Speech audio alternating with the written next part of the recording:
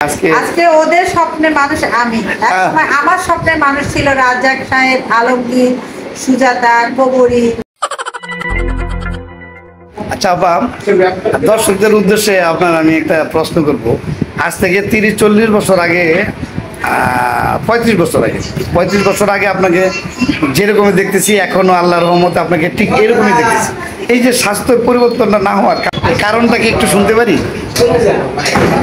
কারণ কিছুই না, নিয়মিত জীবনযাপন করতে হয়। আমি যেমন সকালে প্রতিদিনই শুটিং থাকলে একটু কম হয়, শুটিং না থাকলে বেশি 1-1.5 ঘন্টা এক্সারসাইজ করি। খাবার দাবার মোটামুটি কন্ট্রোলে রাখে, ভাতটা আমি একদমই অ্যাভয়েড করি। আমি আমার এই দীর্ঘ 47 বছর অভিনয় জীবনে আমি সব কিছু মিলিয়ে 1 বছর ভাত খাইনি। আর কাজ করি, আমি বাসায় যখন থাকি প্রচুর কাজ করি। সবসময় হাসি খুশি থাকার চেষ্টা করি, কারো মনে কষ্ট দেই না, নিজেও কষ্ট নেই না। যে কারণে আল্লাহর রহমতে আল্লাহ ভালো রেখেছে। বাহ, আসলে আমি ছাত্র জীবনে আপার ছবি দেখতাম, কখনো ভাবি নাই যে এই লাইনে আইসা আজকে একসাথে অভিনয় করবো। তা আমাদের এই যে গত একটা নাটক গেছে বউ শাশুড়ির যুদ্ধ, মনে না? ওই যে আমি যে গেছিলাম কবিরাজ মশাই, দুই বিয়ানের যুদ্ধ। বিয়ান না, 200 দিনের যুদ্ধ, সরি 200 দিনের যুদ্ধ। রিনার বাসায় শুটিং করলাম, 200 দিনের যুদ্ধ। ওইটা মনে হয় দুই শাশুড়ির জন্য। যাই হোক, ওরকম একটা কিছু, 2 শাশুড়ি হইতে পারে, 200 দিন তো আমরা। আচ্ছা, 2 শাশুড়ি হতে 200 দিনে হতে মনে নাই আসলে। বাসায় 30 দিনে 28টা নাটক মনে থাকে না, কিন্তু যাই হোক, কিন্তু বুঝতে পারি নাই যে আমরা একসাথে, মানে আমরা তো তখনকালে স্বপ্নের মানুষ ছিল আমাদের কাছে একজন, কিভাবে আমরা তারা এই অভিনয়গুলি করে আজকে ওদের স্বপ্নের মানুষ আমি। আমার স্বপ্নের মানুষ ছিল রাজ্জাক সাহেব, আলমগীর, সুজাতা, কবরী, স্বপ্ন আপা, মানে এরা সবাই ছিল আমার স্বপ্নের মানুষ।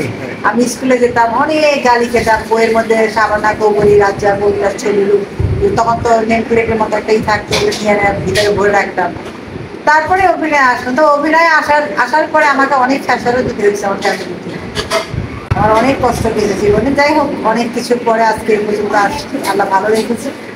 আপনারা দোয়া করবেন, আপনারা ভালো থাকবেন, আমার জন্য দোয়া করবেন, আমি ভালো থাকবেন। হ্যাঁ, আপার জন্য সবাই দোয়া করবেন। একজন শিল্পী আসলে দেশে একটা সম্পদ, আমরা এটা অনেক সময় বুঝি না, প্রাধান্য দিই না, কিন্তু চলে যাওয়ার পরে ঠিক আমরা আফসোস করি। আজকে যে আপার ফ্যামিলি থেকে যে সমস্যাগুলি ছিল, এই হয়তো অনেক ধরনের, যেহেতু আপা মেয়ে মানুষ, তাই না, এই লাইনটা ভালো না বা অমুক সমুক অনেক ক্লান্তি মানে দূর করে এই লাইনে আসতে হয়েছে। কিন্তু আজকে কিন্তু ঠিকই আপার পুরা বংশ পরিচিতিটা কিন্তু আপার উপরে নির্ভর করে। সবাই এখন আমার ফেভারে আছে, আমার আল্লাহর রহমতে আমি ভালো আছি, সবাইকে নিয়ে। আপনারা ভালো থাকবেন।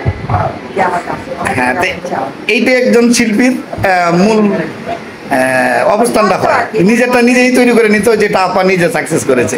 তা আমরা সবাই আপার জন্য দোয়া করবো। আপার জন্য দেখছেন আপার যে কি মানে ওনার যে উনি যে নিজের ফিগারটা এখনো যে কি কন্ট্রোলে রাখছে। আমরা তো অনেক সময় দিদিন আইছে মোটা হয়ে যায়, চিকন হয়ে যায়, কিন্তু আপা কিন্তু সেই আগে যা ছিল এখন তো খাবার দেখলে হামলিয়ে পড়েন, পরের খাবার দেখলে টাকা লাগবে না, মাগনা সেটা খাবো। আমার কথা হলো পরেরটা নিজেরটা বুঝি না। আমি ততটুকুই খাবো যতটুকু আমার প্রয়োজন। আমি প্রয়োজনের বেশি আমি খাই না। কেউ খেলে বরঞ্চ আমি তো ওদেরকে বলি, বুঝাই, না বুঝলে ভালো, না বুঝলে নাই। হ্যাঁ, কন্ট্রোলেস করাটা অনেক টাফ ব্যাপার, যেটা আপা করে আছে। যাক, সবাই ভালো থাকবেন, সুস্থ থাকবেন, আপার জন্য দোয়া করবেন। আল্লাহ হাফিজ।